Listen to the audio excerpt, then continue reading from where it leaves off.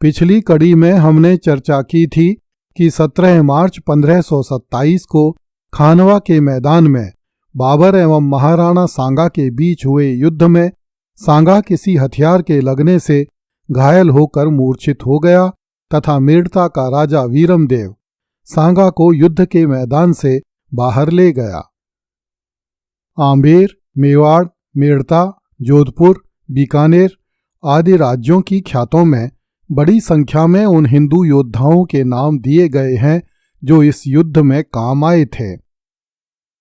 राजपूतों की ऐसी कोई शाखा नहीं थी जिसका कोई प्रमुख राजा इस युद्ध में काम न आया हो।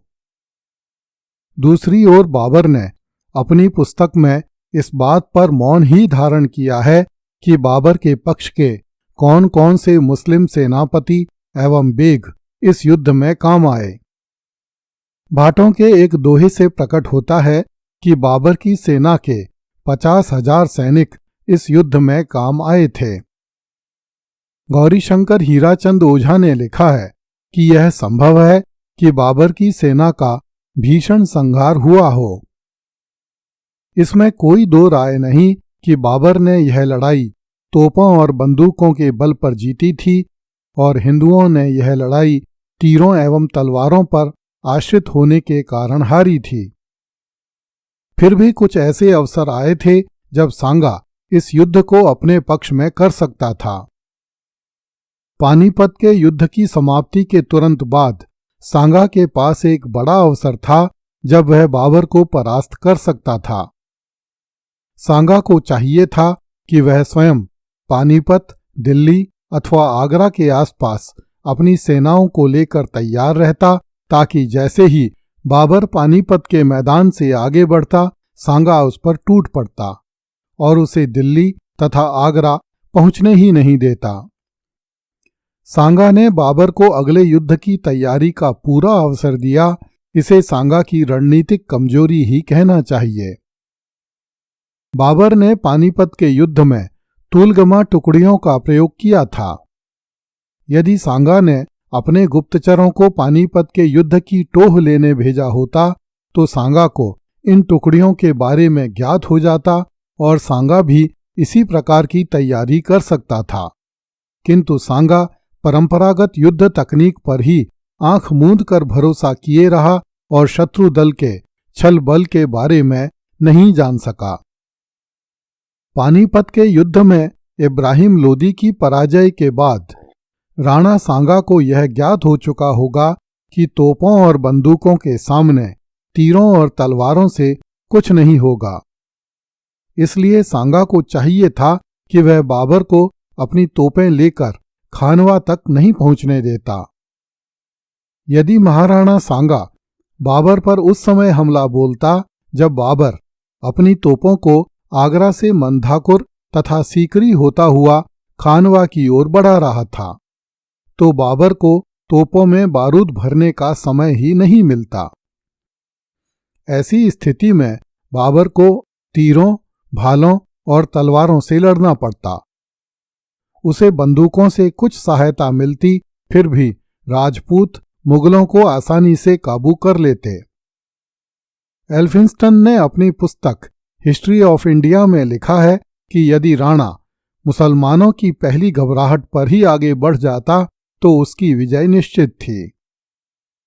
इसमें कोई संदेह नहीं कि हिंदू राजा हिंदू अस्मिता की रक्षा के लिए लड़े, किंतु उनकी युद्ध तकनीक हजारों साल पुरानी थी।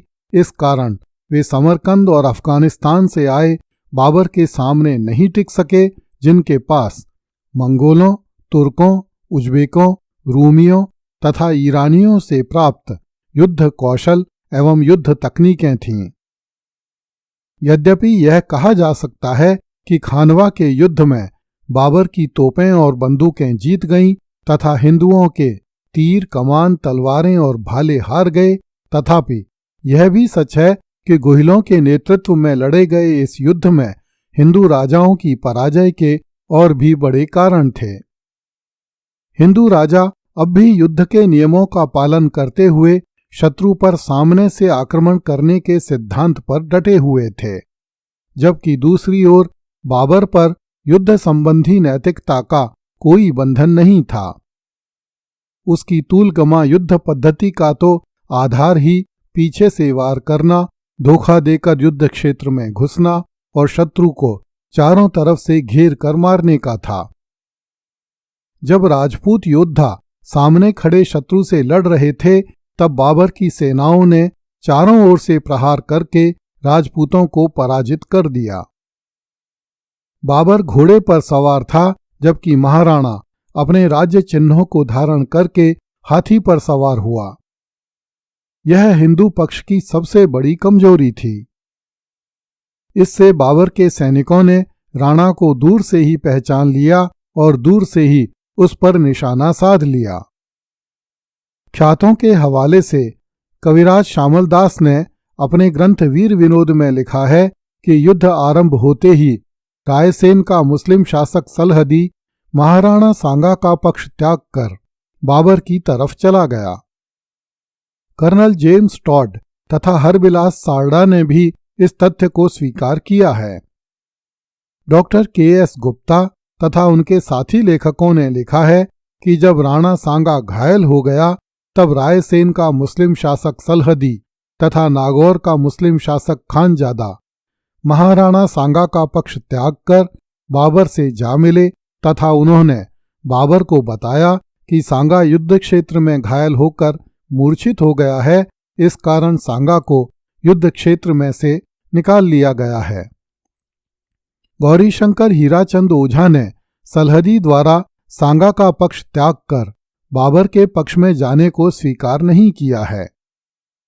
अंग्रेज इतिहासकारों रशब्रुक, विलियम्स, अर्स्किन तथा स्टेनली लेनपूल ने भी इस मत का विरोध किया है कि सलहदी बाबर से मिल गया था।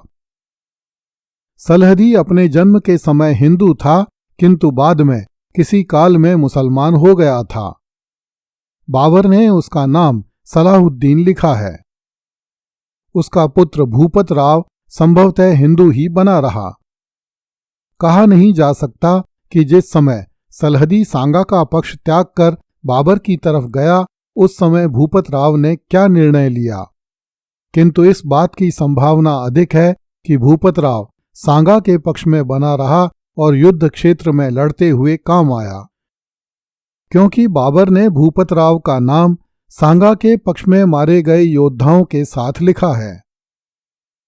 बाबर ने इस युद्ध को जिहाद घोषित किया था और अपनी सेनाओं को इस्लाम की सेना घोषित किया था, किंतु हिंदुओं की तरफ से ऐसा बिल्कुल नहीं था, क्योंकि इस युद्ध में कम से कम 3 बड़े मुस्लिम सेनापति राणा सांगा की तरफ से लड़े। इनमें मेवात का शासक हसन खां मेवाती, सिकंदर लोदी का पुत्र महमूद खां तथा रायसेन का शासक सलहदी सम्मिलित थे। ये लोग खानवा के मैदान में सांगा की सहायता करके अपने राज्यों की मुक्ति का मार्ग खोलना चाहते थे। इन 3 मुस्लिम सेनापतियों में से केवल हसन खां मेवाती वीरतापूर्वक लड़ते हुए रण क्षेत्र में काम आया। सलहदी युद्ध आरंभ होने से ठीक पहले ही सांगा को छोड़कर बाबर से जा मिला था। सिकंदर लोदी का पुत्र महमूद खां लोदी भी युद्ध क्षेत्र से पलायन कर गया। बाबर ने हिंदुओं पर विजय चिन्ह के तौर पर शत्रु सैनिकों के सिरों की एक मीनार बनवाई। इसके बाद वह बयाना की ओर चल दिया। अब बाबर राणा के देश पर चढ़ाई करना चाहता था, किंतु ग्रीष्म ऋतु का आगमन जानकर उसने यह विचार त्याग दिया। अगली कड़ी में देखिए, बाबर को जीते बिना चित्तौड़ नहीं जाऊंगा। कृपया इस चैनल को लाइक, सब्सक्राइब एवं शेयर करें। धन्यवाद।